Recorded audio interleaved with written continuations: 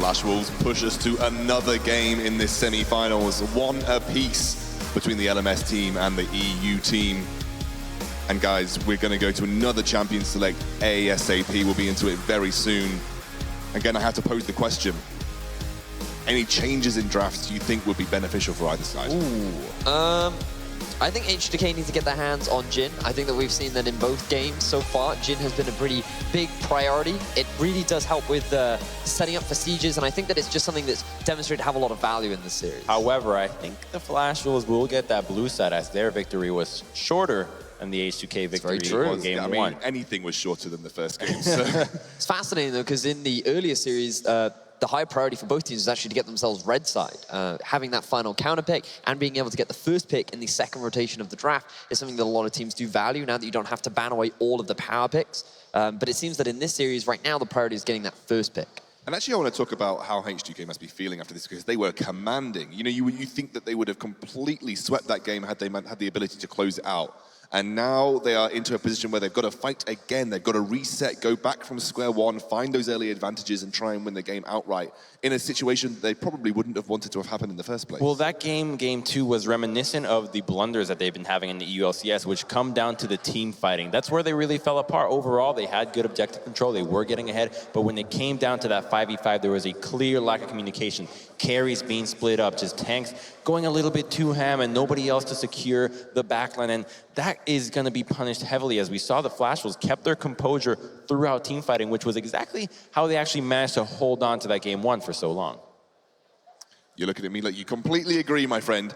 So let's move on to sort of how Jankos has been performing, because in that game he was very, very influential, you'd say, in the first game. Still had a role in that second game. Do you want to see him move away from something like Ivan? Do you want to put him back onto those more carry-orientated junglers? I don't think we are yet to see Jankos have, not say a bad performance on Ivan, but an impactful one, right? I feel like that he has brought it out earlier on in this tournament. It was a very similar story where, again, it wasn't like a bad game, but he's more of a playmaker. He is more of a carry jungler, and I feel that he needs to be put on a champion that enables him to do that. I mean, yesterday we saw him have a pretty good performance on Ivan with all that early advantage he generated, but again, it's not something that I've consistently seen him be super strong on. But we are into that champion select, Flash Wolves versus H2k. Flash Wolves, like you said, have chosen blue side crumbs here. We have seen teams who have taken the faster game, you know, often prioritize that red side, but maybe this is leaning towards Jhin being a first pick priority if Varus doesn't get banned. It's likely it's going to be Jhin again, but the Malzahar being a very good pick. They struggled so much in game 1. They want to get rid of it. Maybe put Che away in something a little bit more uncomfortable. Even though Nautilus was relatively useful, it's not the greatest support right now. No, got a final ban coming out here from Flash Wolves. Varus actually locked into second rotation of ban here by H2k. Now, you would think that if you're not banning LeBlanc here, you would have to ban LeBlanc finally. Looks like Jhin is actually banned by Flash Wolves themselves. Now, this is actually very interesting because Jace is still open, LeBlanc is still open, Camille is still open. Again, we didn't see any priority on the Camille in game 2, but...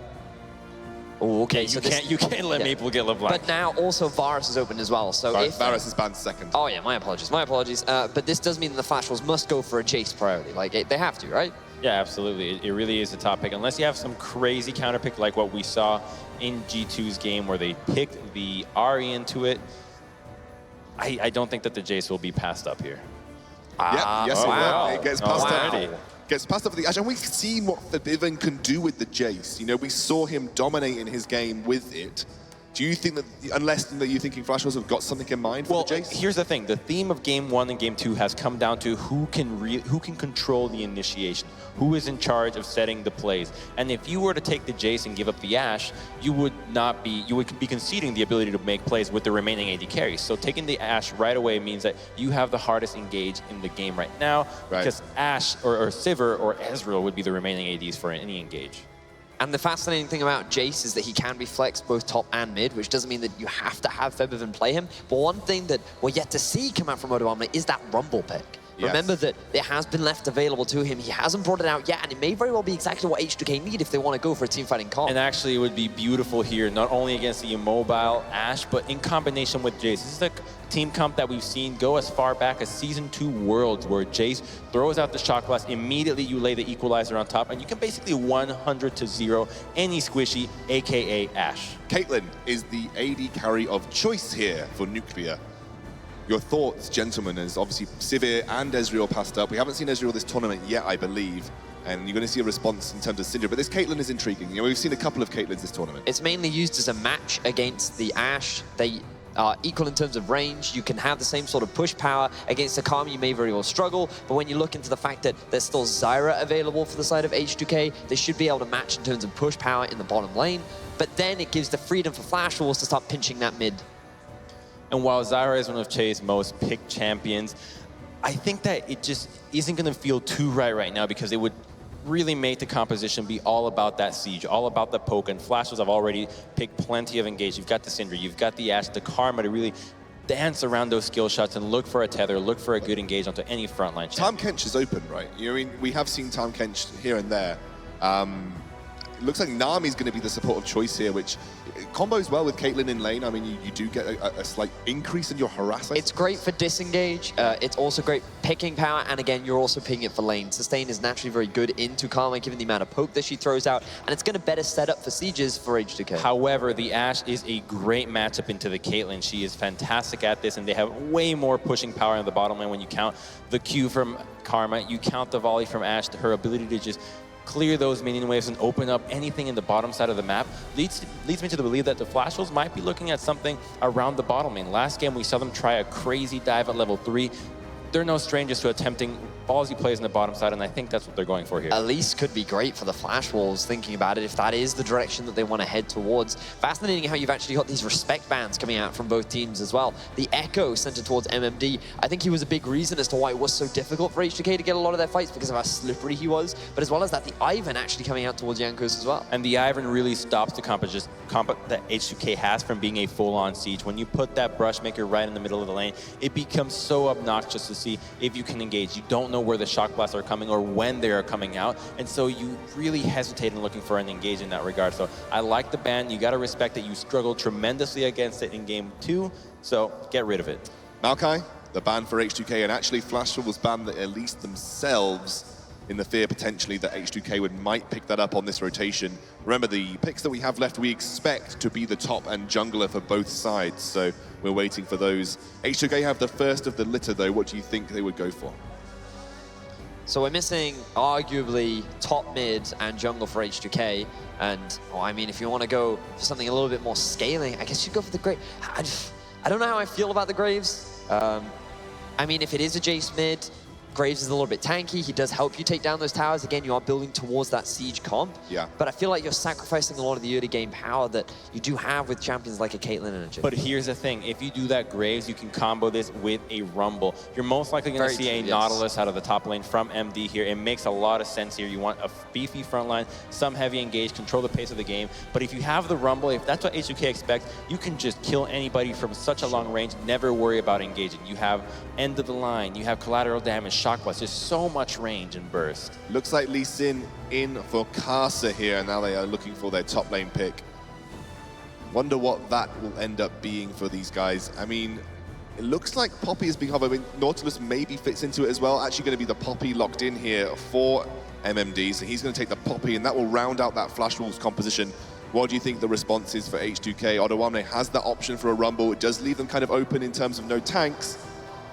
There it is. Like, this is a common composition, right? The Jace with the Rumble, great combination. But when you're dealing with the likes of a Poppy against a lineup that is so heavy on the AD, anytime that Rumble is eliminated from the fight or just not there as early as you can, that Poppy's going to be unkillable. Poppy's way tankier than Nautilus. That W makes her just nearly unkillable, and so she's going to be really a tremendous threat. And even though MD had an okay laning phase on the Echo, he was able to do a lot of work towards the later stages of the game, which I expect him to do on this matchup as well. All right, guys, I'm going to ask you for predictions and a quick round out about why you think those teams will win.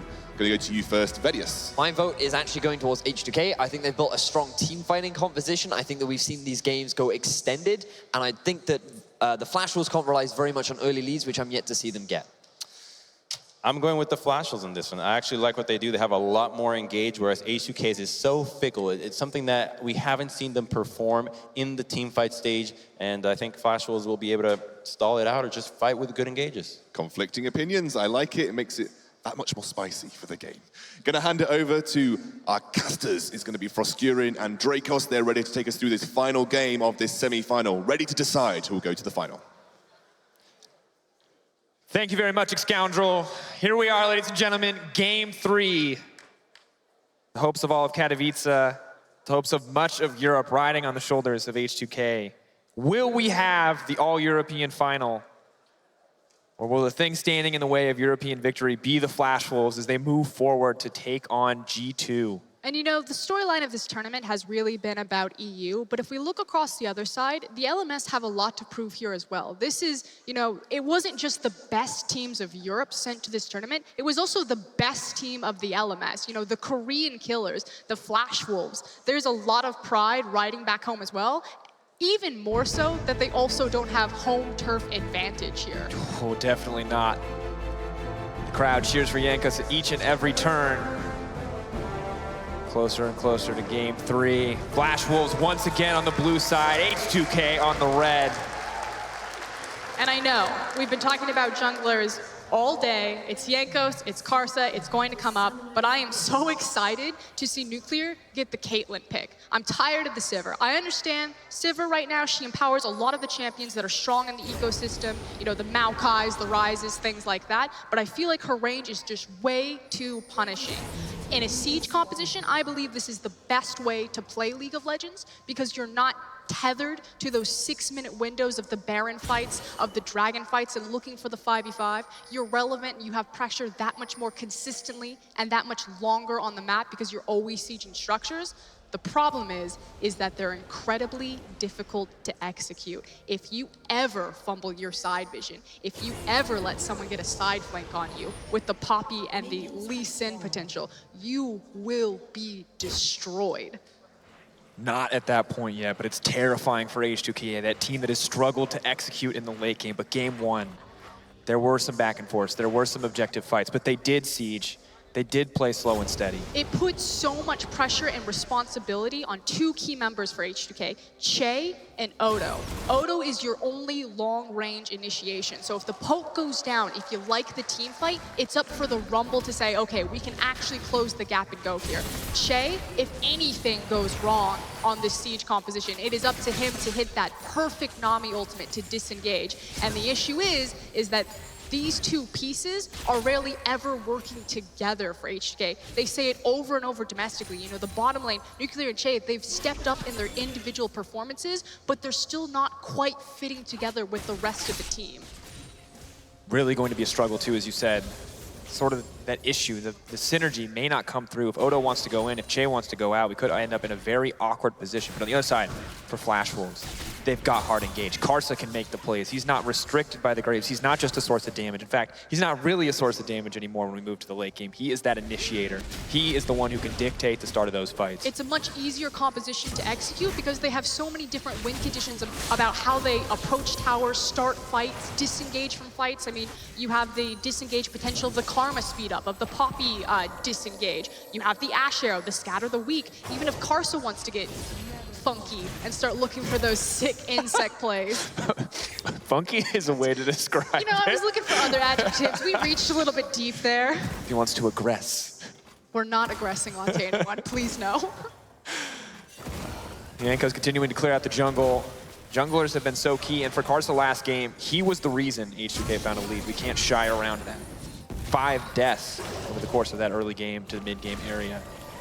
For now, though, Flash Wolves' bottom lane continues to pressure in, continues to push forward, but Che's still looking for the aggressive trades. And the cool thing are the different identities of these bottom lanes kind of coming to a head. So you have the Ashe and the Karma, the ultimate push priority bottom lane, versus the Nami and the Caitlyn. And the thing is you can still maintain a pressure point if you don't control the minion wave. It just means that you have to win the trade war. Unfortunately, Betty and Sora are making that much more difficult because they have to fight across the creep wave. But if it gets neutral, if Che lands a nice bubble, because they have the sustain, Nuclear and Che could step up and try to take control back, but not if they keep eating Qs For like now, that. they're taking so much damage. And the other issue, too, is Nuclear's gone for the very safe start. We see it somewhat infrequently from Jinx, but popularize it. Yeah, the boots start coming in. 4 pots. Makes it easy to sustain up. A lot more effective health, but a lot less effective damage. And it also kind of indicates that they don't want to look for that trade priority that they possibly could get for, that it's just going to sit back. Nami, splash me with some Gatorade. I got the pots in the back pocket. We're fine. I think you mean G Fuel, Frostburn. Oh, sorry. 17 flavors. Of course, for now, everything remains stalled out. So often we've seen pretty patient early games. I think we can call it from both teams. Although it's always been Flash Wolves pulling the trigger, and unfortunately in the first 2 games, it was Flash Wolves falling flat on their face when they did. And that's not going to change this game. Not hopefully the falling flat Yeah, on their face. the pulling the trigger part. The trigger part. Again, they've got the primary engage. They've got so many different ways to do it, which just means that H2k, I love the composition. I'm a big fan of them. But I'm a bit skeptical if they can pull it off. Jankos, though, is spotted out by the Scuttle Crab. Moves out, Scryer's Bloom spots him. He just confidently walked over it, too, so they know this is happening. MMD is going to have to be careful here. Lee Sin continues to move to the bottom side of the map. I feel like there's a lot more bravery, though, of kind of testing the Graves to look for these tower dives. Oh, looking to go in onto Maple. Karsa's here, though. Bevivin may have overstayed his welcome. He's running, he's trying to duck behind the creeps. Sonic Wave may come out, but Jankos body blocks. Playing on the razor's edge there. Fevivin's so close to death. Yeah, continuously stepping forward. It's nice to see, though, that in a tense series, Game 3, that Fevivin still won't shy away, that he's going back to those old roots, that he will never just play passive. Yeah, doesn't want to. Wants to find the lead, wants those early lethality items. You just have to respect it, frankly. And, you know, a lot of players will frankly kind of bitch out, take the step back, play the Orianna, just do the wave clear, and Fevivin has never been one of those players. And yeah, sometimes it can go wrong and it can swing the game wildly. That time around, he avoided it. Dangerous place to be, though, when we look at it. He will get level 6 soon, but we talked about this while Champions League was going on, when the NSF was breaking this down. Syndra level 6 and Jace level 6 are 2 very different stories. Syndra has the pressure, the kill threat, and Fevivin's already blown the flash. And yeah, Fevivin has a ton of damage, but it's not really going to match up with the unleashed power. And it fits into how Flash Wolves like to play the game. So Che and Betty, they've got push priority in this lane. As soon as Syndra has 6, which Maple does now, you would expect that Che, Karsa, and Maple are going to start invading and contesting Jankos on his jungle. Yep. It's when Flash Wolves are successful, and we've seen it countless times throughout the tournament. This is interesting. H2k pulling in Jankos, using him to try to clear out the waves, to try to get it back. This means that Caitlyn now has the BF sword, will balance out a bit of damage, but it does also mean they're going to lose out on a little bit of farm here. 10 CS differential already stacked up between them, and it's going to remain that way as the creeps that Caitlyn wanted to get are taken down. It's also that much harder when you do have the boot start. I mean, it doesn't seem like a big thing, but it makes CSing. It's just frustrating. A bit of a tilting I mean, you spend 90% of your ADC career playing Doran's Blade. You take 1080 away, things get a little more difficult. The Ashe respect. It kind of reminds me of the old school, you know, when Graves was an 80 carry, when everyone would start cloth 5. Yeah. And when Graves first got reworked and people still played Graves 80 carry, dark times. Now, thank God, he's relegated to the jungle. Yeah, just thank God he's one of the most OP junglers right now. It's scary. Scary to play against him. Jankos, though, hasn't found the opportunity to go in yet, and of course doesn't have the CC to really dictate ganks on his own, nor do most of his lanes. Kind of waiting for someone else to make a mistake. Katowice stepping forward. No sight on MMD. Karsa can just ward hop over the wall. That's going to be it. Katowice knocked in, not gonna get knocked to the wall though. Karsa flash forward, looking to kick him out, but the equalizer goes down, not quite where he wants it, overheated. Here comes Silence. Jankos on the way in. He's gonna go for more. Keeper's verdict, sidestep from Jankos, he's moving forward, reloads the gun, steps forward, flashes in, he's too aggressive, not gonna get anything, blows the flash in the end. So unfortunately, Odo does fall. Do want to commend him on his flash though by dodging the initial stun, but unfortunately, Jankos not there fast enough to save him. Tough place to be. This time, Flash Wolves, they're dictating the pace and the plays are working out for them. It's small, it's first blood, but this has not happened for them yet. And again, just to replay on this, Odo probably thought MMD was back because he was hiding in the brush right there, does flash the initial stun, and he's basically just trying to stall out long enough for Jankos to get here. But Karsa finds all the skill shots, gets the execute, and then Jankos does do a good job by burning 2 flashes. Gets one back, or gets them back in exchange. Not what he wanted, maybe hoping to get a couple extra kills, hoping the end of line would connect. Find it in the end, but for now, play goes in favor of the side of Flash Wolves. Farms don't favor the Rumble, however, so he's not too concerned, but a kill going over to Lee Sin in the early game can be disastrous, especially with the playmaking potential of this Ashe. Level 6 for the bottom lanes. Shay not quite there yet, but... And that's what you would expect, is that Karsa would take this power and then move it towards the bottom side of the map. It gets a bit dangerous, however, because while Odo was put behind being First Blood, he's still the Rumble at level 7, and so it just, Flash Wolves have to be, you know, super confident that they get the perfect setup if they want to play bottom, because that equalizer can punish despite him being behind. Gets it in the end, Karsa. Blue buff's perfectly hidden in the brush, just barely slips out on the knockback there, but now Flash Wolves, they're ready to migrate to the bottom side of the map. In fact, taking a closer look at this, I don't even think Odo is behind. So a kill gold is worth about 13 creeps. He technically has that advantage on top of his laning opponent. So yeah, the assist not going to mean enough here. Spectre's Cowl good to have, but as Odo starts to look for those penetration items, it's only going to get more difficult for this popular lane. And this is a pick we haven't gotten to see from Odo One. So frequently it's taken away, and now he's got it in his hands, but right now it's not about the top lane. The bottom lane pressure just continues to mount. That's so much damage onto Che. Nami healing's nice to have, but it's just not enough to deal with all this poke. And don't mistake Jankos' presence there for being a gank on the bottom lane. He's literally just there to make sure that Karsa isn't and protect his bottom lane. Because they were such low health, he wouldn't be able to assist them anyway because they got chunked out. But this is a situation that's going to continue to bleed unless something happens. Oh, slowly and surely the tower's getting whittled down. Nuclear doesn't have the wave clear, doesn't have the attack speed or the abilities to clear this out, and Karsa is here now too. It's like H2k may just have to concede the bottom side of the map. They don't have vision of this though. Karsa may just look to set up a gank. They just suspect it, but they haven't seen it yet. Moving, of course, the Tri-Brush is warded behind them, but when they spot Karsa, it may be too little too late. Nuclear's caught out. Let's get healed up. Shay steps forward. Betty taking a bit of damage. Lee Sin actually going to back off here. Not going to pull the trigger. Hold on, Maple though. Could catch Jankos. Not going to land any scat of the week. Just going to use the force of the will. Not going to connect, but both junglers just hiding. Karsa waiting in Fog of War. Oh no.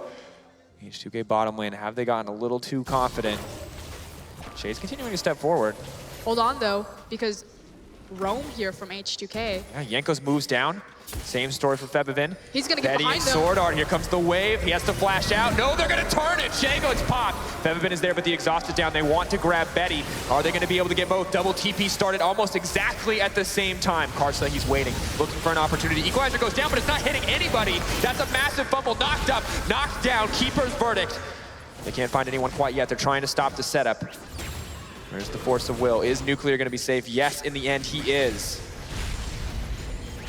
And in the end, a 1-for-1 trade support for AD carry. That said, Febivin was the benefactor of one of those kills. Jace, anytime he can get ahead of the clock, can be incredibly punishing. We've seen this multiple times, usually eating a lot of target bans. So we'll see how confident Maple is to let this one go through and to have the power of Syndra. He's not feeling too bad himself, has a small CS advantage. Febivin will neutralize, but we look at this again and such a close play here. And this is really Betty just turning on Shay, overstepping. Beautifully done with the arrow. The teleports come in at the same time, and the only problem is Nuclear presses himself right against the wall. So Poppy comes in and just blows him up, forces his flash. Lives with a sliver of HP, but not great to be flashless on your AD carry. And now there is an opportunity that perhaps Karsa will come back and try to punish that when the arrow cooldown comes off. Interesting, they've already know that the bot lane tower is going to drop. H2k have now moved their bottom lane to the top side, but no, Che, don't position next to that wall. Backs off, Blast Cone knocks him back. MMD is here to defend, however, and I think H2k are still going to end up on the back end of this play. Not going to be able to get the pressure they need to take this one down. No, but they do get the tempo because they made the lane swap first. So yeah, they lose bottom tower, but they actually have kind of a window here where they're trying to burn down the top in response. Fortunately for Flash Wolves, they've now got the correct assets up there, moving Sword Art, and so they absorb the potential play. Does mean they're going to deny a little bit more farm to those two top laners. Odoamne happy to continue to grow that lead, as is Leandries as well, so not quite as comfortable behind that Spectre's cowl as he once was on the side of MMD. For now, Flash Wolves maintain a lead. Almost 2K in their favor, 14 minutes into the game, and things looking good for them so far. And this is something that's interesting. You know, with the Flash, with the Ashe, with the Jhin, normally you just move that 80 carry as soon as they're unlocked from the bottom lane. You look mid and you just throw an arrow. But Flash Wolves instead choosing to match Caitlyn and just follow her around, whereas teams with the Caitlyn's with the Varus, hold that thought though. Odo flashes to safety. It's going to be all good.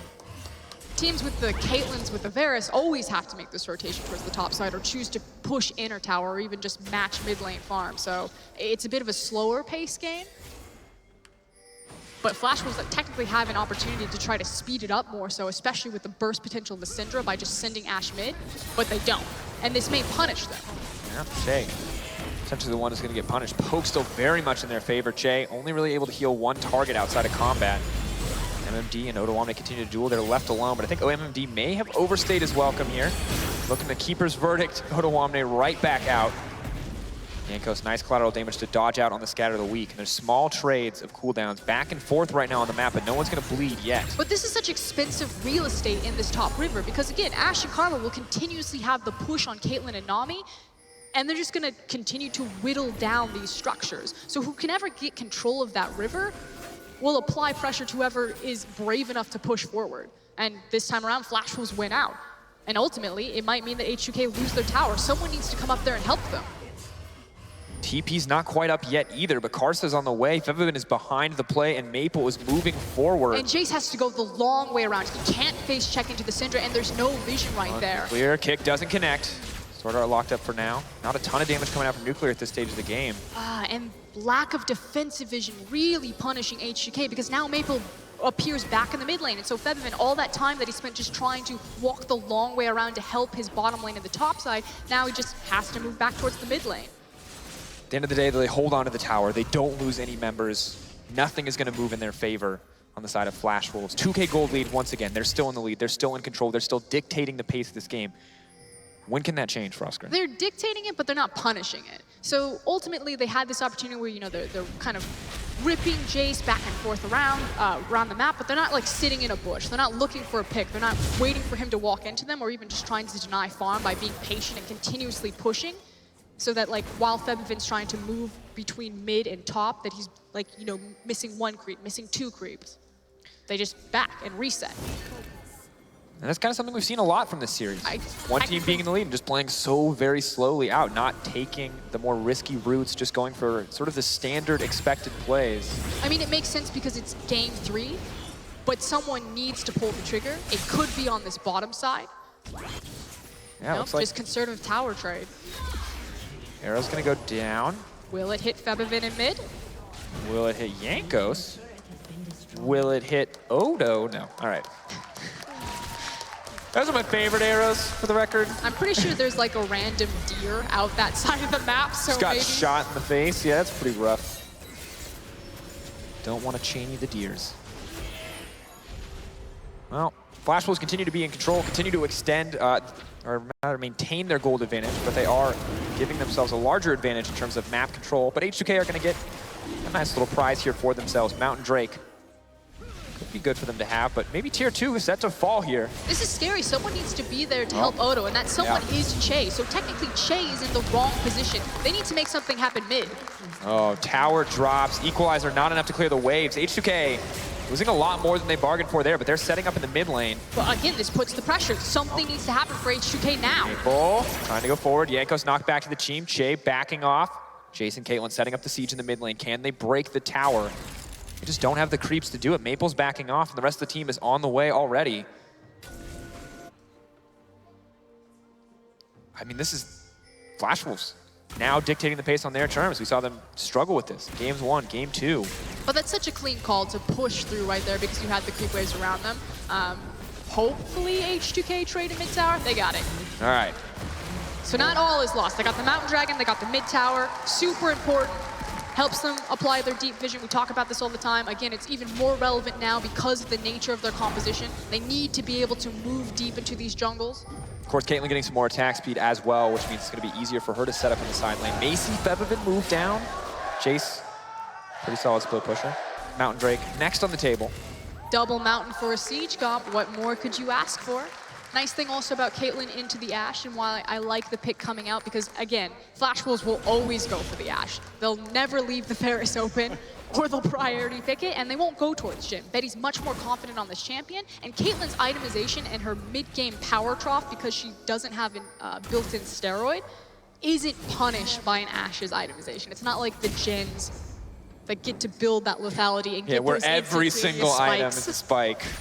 Or the Varus, where the poke just becomes absurd. So very different AD carries coming out of this. Not quite the meta that we're used to. It could mean that we have a hiatus here, although I feel like Jankos in particular might be looking to dive. Maybe? I mean, Yanko's moving to the top side. Odoamne has the equalizer. An immense amount of damage can come down, but it's, of course, very difficult to dive the Poppy, the Keeper's verdict, to eject one member. And suddenly you're 1v1ing a Poppy under the tower. Not It's kind quite of where like you want to be. if you have Caitlyn absorbing farm in mid lane, if you've got Bevavin just sitting back playing no. safe. Bevavin, there's a lot of balls in the bush. Bevavin, oh, he's getting popped. Karsa goes in, he grabs that one. We wanted to see Flash Wolves hide in the bush, punish Bevavin for roaming. They're just going to punish him for farming on his own turf.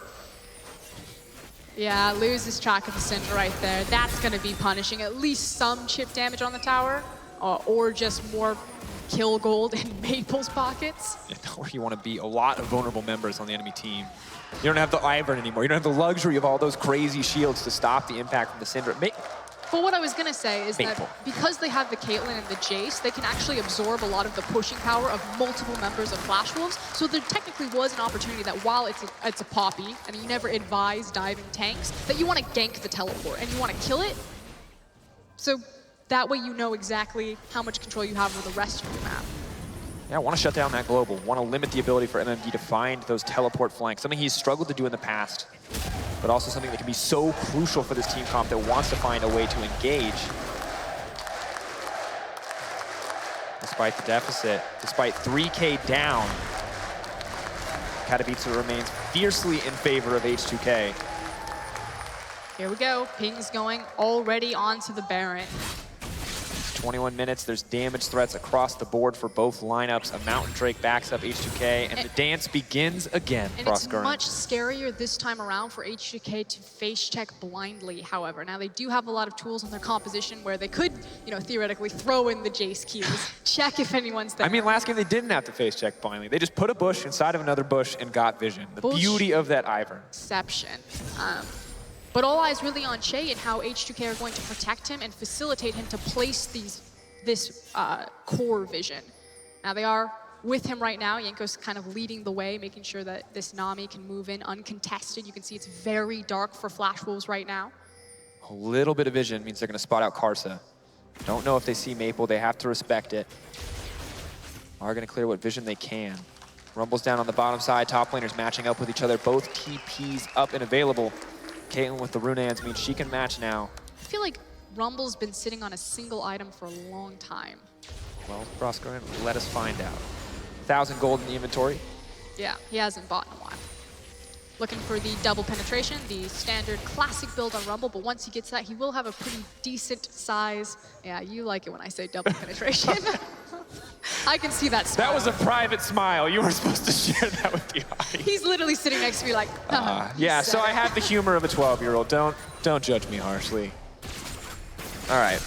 Nuclear continues to push in. Baron continues to be the center of attention. No, the important point is that Rumble has a good mid-game power spike. 2 points in ultimate, double penetration build, but Karsa. Oh, that's a combo! Down drops Nuclear. And that's the one thing that can't happen. You just have to be able to absorb it. Again, they have so much wave clear. The Caitlyn with the traps, she's got the Nami next to her. You can absorb, 3 people in your lane as long as the initiation doesn't connect. So Nuclear steps forward. Shay has to back up. MMD's threatening to dive at any moment into position next to the wall. And yet another advantage goes over to Flash Wolves. 3K gold in the lead. Dragon spawning quickly as well. We'll be able to grab that one, and that's that second mountain. Match it up mountain to mountain if they do want to go for it. They could still technically contest this. Again, this is exactly the type of arena that Rumble likes to be around. Likewise, Jace shooting blind into it. But getting there is a problem. They have a bit of vision. They know this one's dropping. Will Odoamne throw down the ult? Looks like they're just waiting. Not quite comfortable going in. Febiven stepping forward. Can't imagine they'll try to steal it. Karsa does grab it in the end. Some hesitation there on the side of H2k, not looking to take any risks around that Dragon Pit. And definitively making that call as a team. You know, yes, Odo was popping his head in there, but Jankos had committed himself to the other side of the map, so not even looking to contest for a steal. H2k now moving into the bottom side of the map, laying down just a little bit of vision. See if they can figure out where the opposition is, and they're now beginning the siege onto the mid lane. They see Syndra on the top, say this is time to pull the trigger. But they have limited ability to pull the trigger. Betty clearing out the wave so effectively. MMD looking to the flank. Oof, nice dash from Jankos. Don't want to get wallbanged there. Not where you want to be. And again, so while they choose to be aggressive because they see Maple prepping the wave in the top lane, ultimately they don't get anything. They don't have the deep enough side vision. Yes, MMD came a flank from the bottom side and Jankos expertly dodged it, but they can't be that extended that long.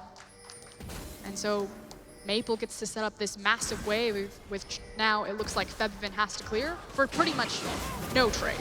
Oh, Karsa goes over the wall, maybe just looking to fight Jankos. A lot of damage coming in from the Graves. Karsa, have you bit off a little bit more than you could chew? Built over Peacemaker, fired in a random direction, maybe hoping to outplay Karsa there. But Karsa clearly hungry for blood, clearly wants to make a play, knows that if he takes down the jungler, pretty easy for his team to set up that Baron.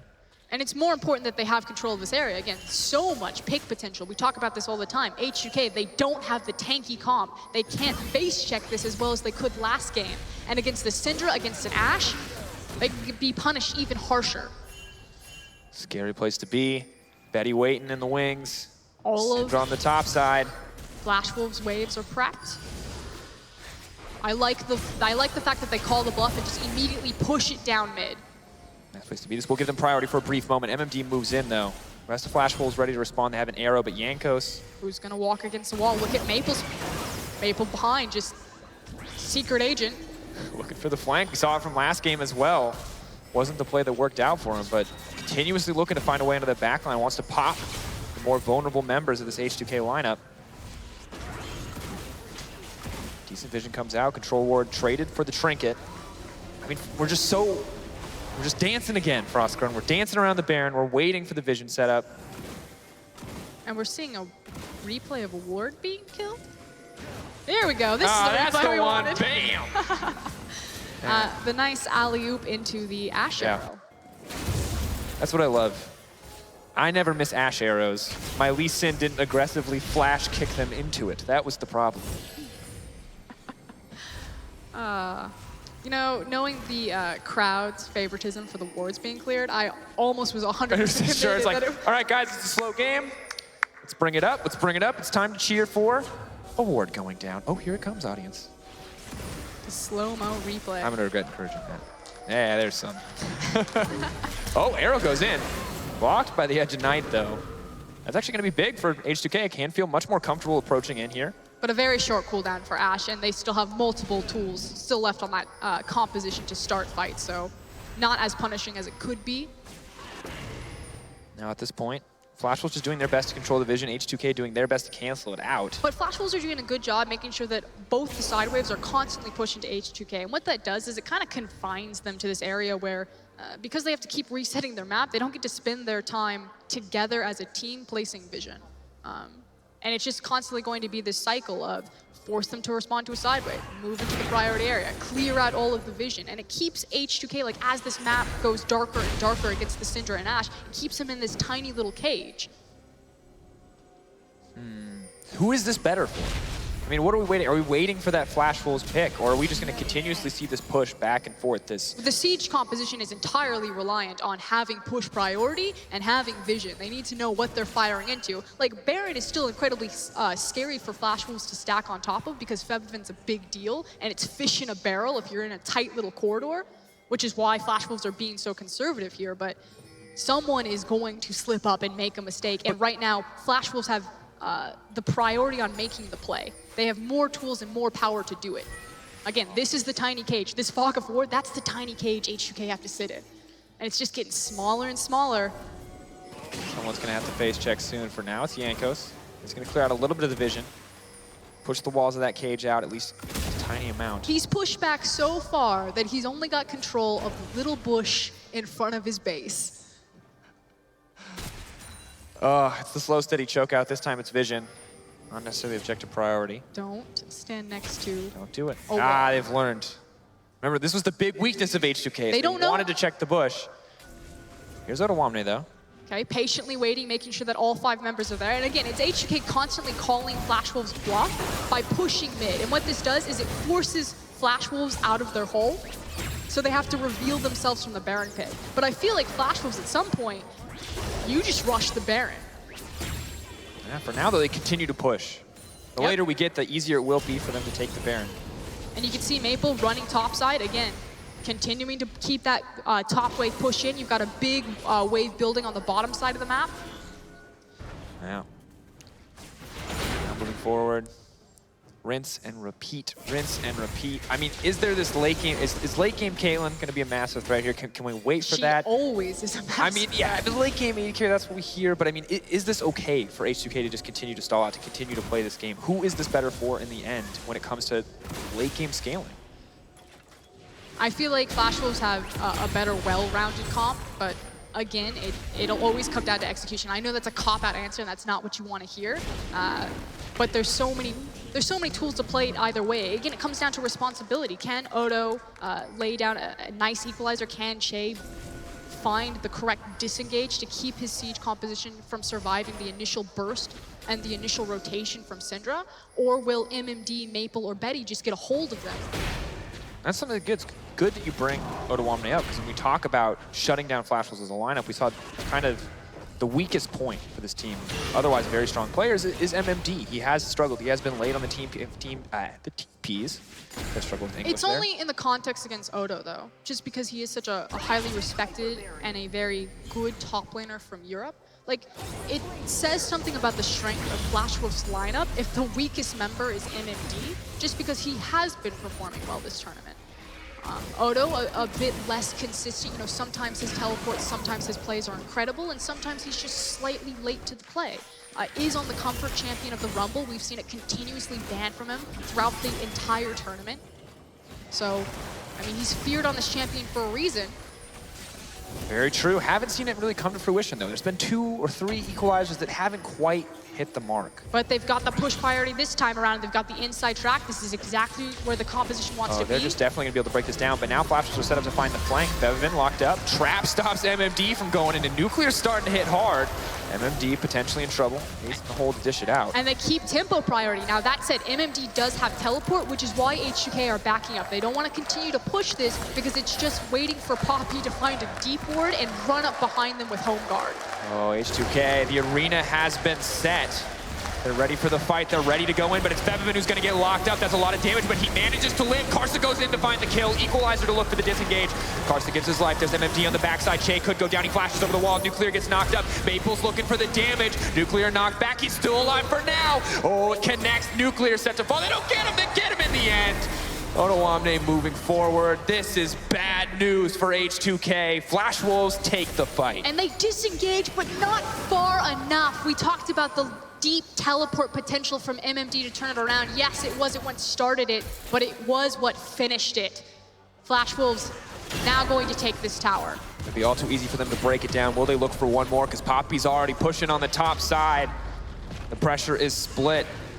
Where will the attention go? Lonely little Che and Jankos trying to make this happen, trying to stop them from breaking the base, but Flash Wolves are in. They're looking for the inhibitor. They may look for the top tower as well, and a single mistake from the side of the H2k is disaster. Jankos takes a lot of damage. Maple can't find the kill quite yet, but here comes Fevivin. Can he be the hero the team needs? Can he shut them down? Shock Blast doesn't connect. Maple looking for the disengage. Betty's all on his lonesome, but the arrow goes in. Jankos is caught up. That's the turn. One's going to drop Che, potentially next to follow. Flash Wolf just backing off, though. No blood in their eyes yet. But with Jankos dead for 40 seconds, it means that the Baron will be uncontested for the smite. You would imagine that Flash Wolves will collapse on it. But that said, red side Jace can punish Baron. Vision or no vision, which is why MMT is trying to keep tabs on Febiven. Odoam is going forward, he has the equalizer. Dragon's getting knocked down, Maple does a ton of damage, but he's gonna get popped. Is this the turning point? Equalizer goes in the pit. That is solid play coming in. Febiven wants to throw the shock blast. MMD's all alone on the backside. They're backing up. They're looking to get the peel. There goes the tidal wave. Knocks up Betty. Karsa's next on the menu. Kick back.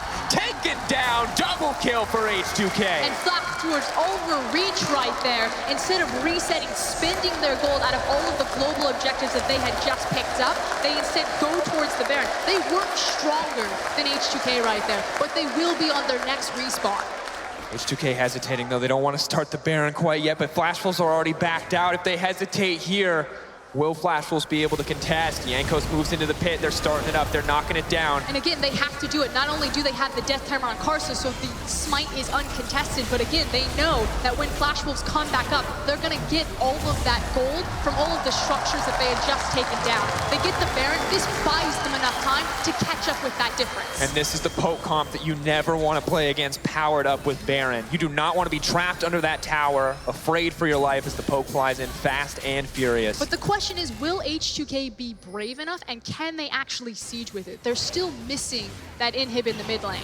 Taking a look at this is the Febiven show. We talked about it. Jace can be incredibly punishing from red side, and unfortunately for Flash Wolves, MMD doesn't find him and doesn't zone him out. He finds Maple, he pops them. Great shot calling from H2k as they immediately turn on Poppy as soon as she oversteps, and then Karsa just the cherry on top.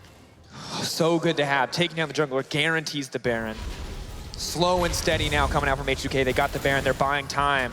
But now they're gonna set up in this mid lane and they're looking to siege. And this is smart, using the Baron in the mid wave to contest the super creeps. So the question I had, will they be passive? Will they step back and just absorb 4 minutes, 30 seconds with Baron, or will they try to play aggressive? This is triple 80 threats here. They can cut through a tower quick. Odoamne's on the top side though, making sure they're split pressure. Just need to watch that Poppy. They have great vision in between top and mid lane right now. MMD doesn't have teleport, but it will be up soon. He's only level 15 to the level 18 of Odoamne. But check out these deep wards. There's one in River as well as one underneath Baron. Those could be potential points of contact for MMD should Flash Wolves get antsy. I want to look forward. MMD's backing off. Maybe he's looking for that flank. I say you sack that tower and look for those TPs. Oh, they got a wave pushing on the bottom side too. Both teams are going to have to make decisive calls. They want to keep this one going. Odoamne's call is to go onto that tower. Not overheating quite yet, just wants to cut that one down. Poppy's backing off. Frankly, I think it's the wrong call. Again, sack the tower. They should have traded Inner for the teleport, but they didn't, and now it's a bigger priority. Do I trade my inhib tower possibly for a teleport, and what if it doesn't work out? They can't even go forward. They land the stun on the Jankos, but they can't find the follow-up. They can't risk going through the trap line, getting two-shot by Nuclear as he approaches the 4-item point. Double Edge of Night just makes it that much easier to siege as well. But now it's Karsa looking to find the flank. Yeah, if MMD now can't pull the trigger on TP for fear of losing his inhibitor, Karsa can't find the insect. Needs to kick someone in the team. Is it Febiven? Is it Nuclear? Who can he find? Right now it's going to be Jankos. He's kicked back. Maple set to take him down. Jankos is going to fall. That's a good start for Flash Wolves. And it's important that only one ultimate was used. Maple and Betty still have their ults, so H2k, they waved the white flag, they're backing off. Elder Dragon now on the table. Flash Wolves with the advantage for 44 seconds. Maybe more, depending on how long Jankos can take to get to the pit. But Febiven, he's setting up. He knows there's no vision there. He wants to make a pick for himself. He'll probably find Che. Now, he knows that Karma wants to start migrating towards the Elder Drake, placing vision defensively in her own jungle. So will Flash Wolves do this correctly? And yes, they wait for Karsa to lead the way. Moving forward. Febiven on the side. Febiven Suddenly, Febiven's out of position. dancing with the bush there. They're weaving back and forth. Maple, you saw, threw down the Dark Sphere before moving forward. We'll be safe there for now. Both mid laners really just want to blow the other one up as fast as possible. Inhibitor in the mid lane responds. That's good for the push of H2k. We'll stop the super minion onslaught, but Odoamne just continues to ignore the Poppy here. Che's backing him up as well. They're looking to trade Elder Dragon for the mid inhib. Nuclear's here too. This could be a disaster. MMD misses. That is not good. There's no empowered recall here. But H2k, they're just going to take the tower and look to back off. Meanwhile, they trade their tower for a dragon, so a huge misplay from Flash Wolves. They have the window, though. The Elder Dragon will power them up. It'll make those fights stronger. The pick's even more potent, but it's a small window, Frostguard. It's not a lot of time to make something happen with that advantage. But the thing is they have to fight them. Like, the Elder Dragon only empowers you if you're using it, and the Siege composition can just stay away from them and can wave clear safely. Ugh. There's no reason to check into that bush. Don't do it. Maple, I mean, this is the tendency we said about H2k. They face check the brush, and Maple's just waiting. He's like, Says there's no cost. I don't need to be anywhere else. And if I'm right here and they make a mistake. he's also waiting for the wave to push, so why he thinks someone's going to come over there Jankos! is to place vision so that they can walk up to this tower, because the wave will crash onto it bottom. At the end of the day, though, Jankos makes it out. That Cinder ult down. It's going to make it much harder for them to force any fights, but Flash Wolves are putting on the split pressure. But this is fine. Just wait out the Elder. You have so much wave clear on a Jace, on a Caitlyn, on a Rumble even. You just can't approach that tower. There's too many traps. There's no way you're making it in there without insanely aggressive play. And even worst case scenario, just sack it in there. Let it go. Don't fight over it. It's the difference between living to fight another day and losing the game and the series right then and there. Yeah. One of the few times we said H2k, don't take the aggressive play. Please do not get aggressive here. If they find a numbers advantage, though. Katowice cracks the elixir. He's ready for a fight if it has to be that way. Katowice are up. Rank 3. Lots of damage coming in from that Rumble. Can H2k weather the storm of Elder? I think they can. Yep. Looking pretty good. This is also why I really like these compositions. Again, super hard to execute, but they are so frustrating. They almost require you to have Baron to break them unless someone mispositions. Because even if you find one pick, unlike the Caitlyn, you still have to deal with the Jace. Not where you want to be. Of course, moving forward, Flash will continue to apply pressure, but see Dragon buff slowly ticking down, starting to fade away. Now falling off. Suddenly, H2k much more content to peek their head out of that base, much more willing to try and find a fight. But the vision the Flash Wolves have built, they're not going to feel comfortable moving into that jungle quite yet. Baron 35 seconds away. At this point, H2k shove out, reset their waves, make sure that they get at least one ward on the Baron. Again, it's red side Jace. He can approach that, do so much damage over the Baron wall without putting himself in any real danger. It's what stopped Baron the last time and pretty much earned it back for H2k to keep them in this game. Certainly, Flash Wolves don't want to make that mistake again. Hawkshot comes out, wants to make sure they see every member of the H2k lineup before they try to pick any kind of fight. Have to be careful walking through those chokes, though. Baron's up, Baron available. Flash Wolves look like they're just going to start it up.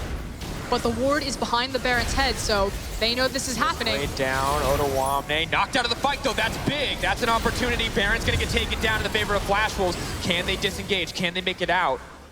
It's like the answer is yes. Nice ulti coming in from MMD. We may have a race, however.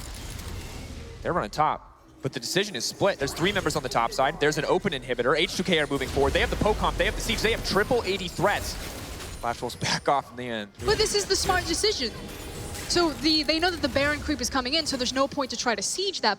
Ultimately, by calling Flash Wolves' bluff, by stepping forward, they eat a lot of the time of the Baron. Flash Wolves were already ready to rotate top with the waiting wave and then shove down inhib. It seems small, but if they do survive this Baron, that play can mean the difference. However, at the end of the day, this is what we're talking about, Frostguard. This is what Flash Wolves' composition needed to break the base. They have the Baron now. They are in the lead, 5,000 gold. The question now becomes, what do H2k give up?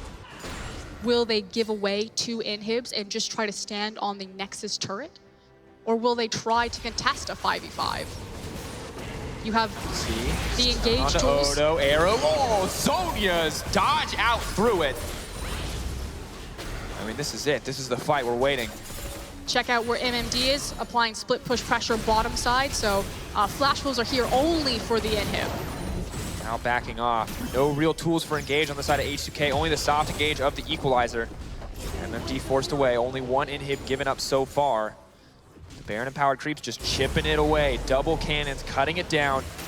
That one is going to fall in the end. Chipped away slowly but surely.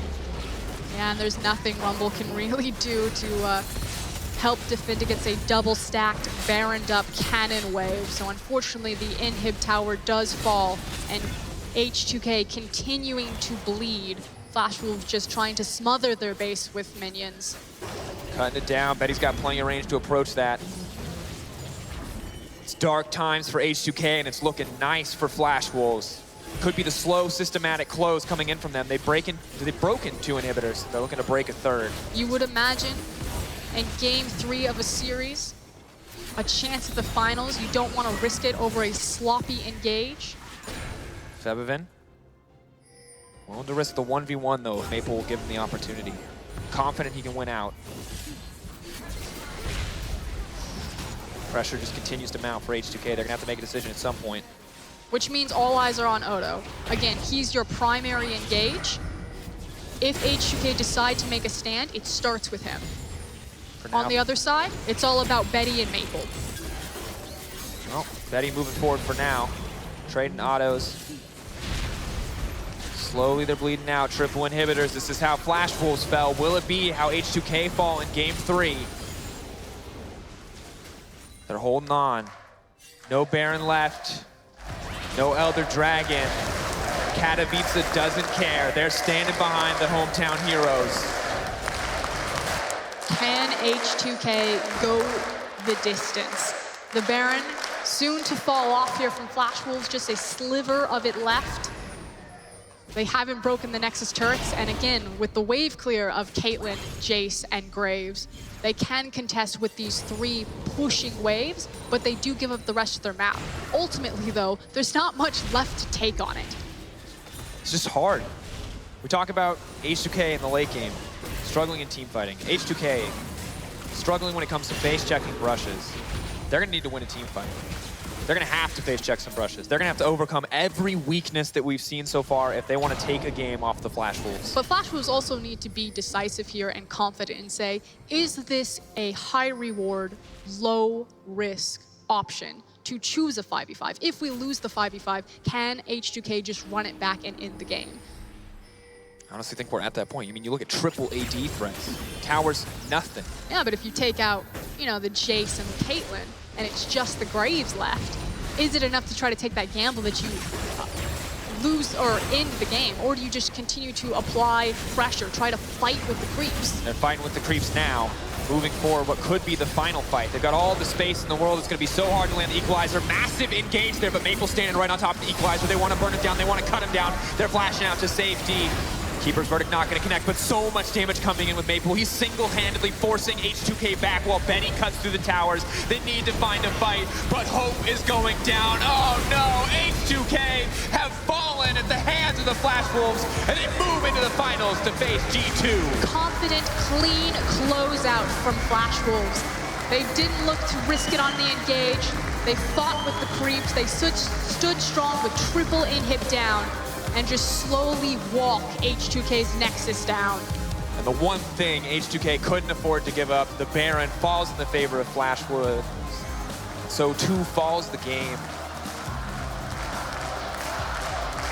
Katowice is unconcerned. Support remains in favor of Jankos. Had some beautiful performances. Hugs Karsa, 2 top contenders for junglers at this tournament. And what a privilege to get to see talents like Jankos and Karsa face off head-to-head in the jungle. Unfortunately for the home crowd and H2k fans, it will be the Flash Wolves heading into the finals. Very well-deserved and very clean closeout on the end game. Now all comes down now to Europe versus the LMS.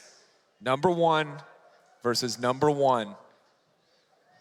Little preview for some future international play, possibly. Unless they both get #1 seed, in which case they can't play against each other. That's fine. Not in groups, at least. That said, you have to then look at this. You know, Flash Wolves going from playing a series, very long games, very tense, directly into a final. Meanwhile, G2 have been sitting backstage watching all of this, getting to pick apart and dissect exactly what Flash Wolves are doing. Do they have anything left in the tank for the final to pull out, or have they shown all of their cards and have G2 found a place to splinter them? Is there a weakness that we didn't see as casters, that we didn't notice? Flash Wolves in the end There was a closed it lot out. of weaknesses. There's a lot of weaknesses. Wasn't the cleanest series. Very back and forth. Flash Wolves pretty clean in the end. We are now setting up on stage for an interview, but it will be just a minute out or two. Is that Flash Wolves or Yankos? Ah, it's Yankos. See him now going onto the stage. And all throughout this tournament, Europe have had stellar individual performances. You look at someone like Yankos, like Febevin, and despite the losses, it's a well-deserved round of applause. Yeah, and this is what I love to see. At the end of the day, Yankos played his heart out. He didn't find the win. And so many fans, you know, quick to criticize, quick to turn against. A disappointment announced for them. But all of Poland, all of Katowice standing for cheers, for a round of applause for Yankos. But there is nothing to be disappointed in losing to the first place LMS team. The LMS continually comes forward as a region, is continually a powerhouse and a threat to be respected. H2k made a very deep run in this tournament, and they should be proud of that. Yeah, it started rough, right? Getting knocked down to the loser bracket, losing a game to Hong Kong Esports, but coming back, taking it to 3 games against Flash Wolves, so close to victory. Game 2. Not quite enough in the end, and Flash Wolves will move on to the finals. Good to see overall. However, it looks like we are just about ready for our interview on stage. OJ Borg standing by with Sword Art for the victorious Flash Wolves. Well, that was pretty goddamn epic, wasn't it? A fabulous another series here at the Intel Extreme Masters. Talk me through that, because in the second game, it looked like you'd lost it. 就能不能说一下你们刚才那几场比赛什么感受？因为那个第2场的时候，就好像你们会输，可是你们最后是翻盘赢了回来。在第2场的话，我觉得我们上路 AND 的发挥特别好吧。他的艾克就是成功让我们在逆风的时候有一个突破口这样。然后在最后一个中路会战的时候，也是他打得很好，我们才会赢。So he said he was giving all the credit to their top laner MMD on that echo. He said during that game 2, it was really MMD's a great performance, especially over in the mid lane towards the end. That was what allowed them to break through and come back and win that game. Let's talk grand final. That's what will happen here at the Intel Extreme Masters for that trophy over there. How do you approach taking on G2? 那你们对下一场的比赛如何？就因为你们待会儿是要打 G2 吗？虽然说我们一开始在小组赛的时候有赢他们，但是我觉得他们在这段时间内一定有加强很多，所以我们一定不能掉以轻心。He said that even though when they played G2 previously, they won them, but he said that he thinks G2 has since then gotten so much stronger, so they're definitely not going to go into that match thinking lightly of G2. Well, not going in lightly, but he's going in as the favourite and the rest of the Flash Wolves. Is that a lot of pressure? 就大家都认为你们闪电狼这次会赢嘛，所以能不能说一下这有没有给你们添了什么压力？我觉得应该还好，因为我们就是尽力去打好每一场比赛，并不会因为外界说什么而影响到我们的发挥。He said he doesn't think that they really have a lot of added pressure. He said that usually what they do is they just want to try their best to win every single match, and they won't really care about like what online or what other people say. Fabulous. Thank you very much. A fantastic interview, a fantastic game, and great translating as well. Thank you, Jenny. Sword Art and the rest of the Flash Wolves, they go through to the grand final, which is what is coming up in the near future, and we shall do, just after this break, the MVP, the G Fuel MVP, after this break.